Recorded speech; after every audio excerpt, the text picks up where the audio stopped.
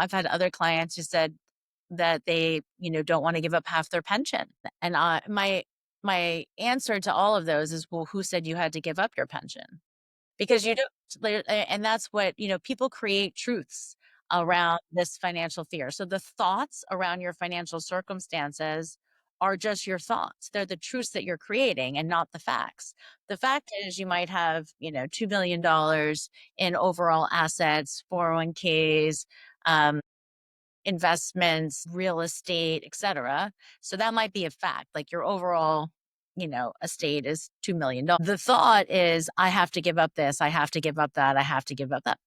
That's all negotiable, right? So, if the pension is the non-negotiable, you put the non-negotiable and the non-negotiable, they say, I'm not willing to give up my pension. But there's a lot of other things that you can negotiate around. You can get more equity in the home, you can do whatever. So how do you talk people off of a cliff? They come to you with this enormous financial fear, and they're worried, whether they're contemplating divorce.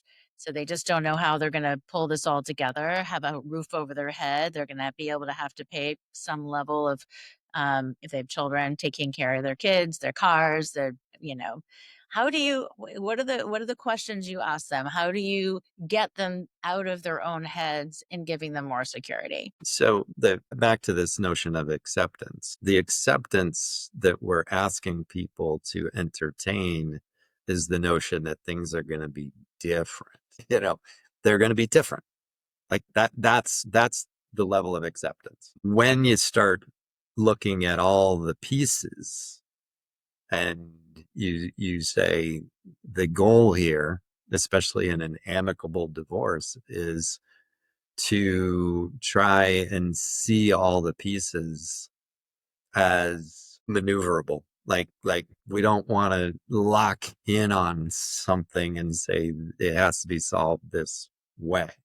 So acceptance that change is coming, open to looking as holistically at it as you can. Also, in many instances, recognizing that money is just one of the factors. Money is one of the factors that's actually the most liquid, the most fungible, the one that can be moved around and thought about and played with in many different ways because it is so material and so visible. But, you know, time matters, relationship matters, energy and health matters.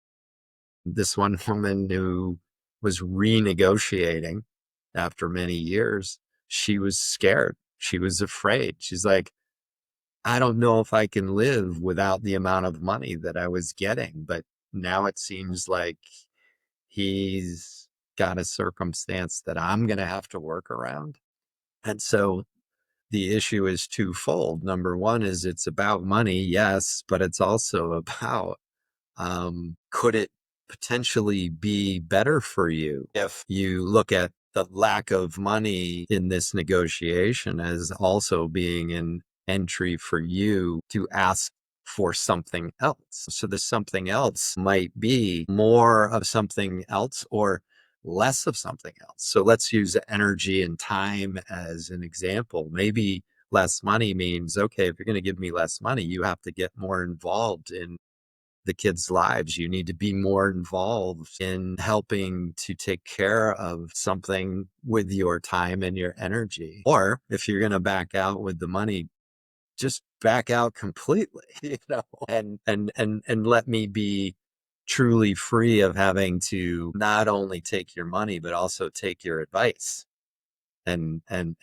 be involved in this word exchange kind of relationship. So it's never as simple as money, because there are these other currencies that we are also negotiating about how those are going to change too.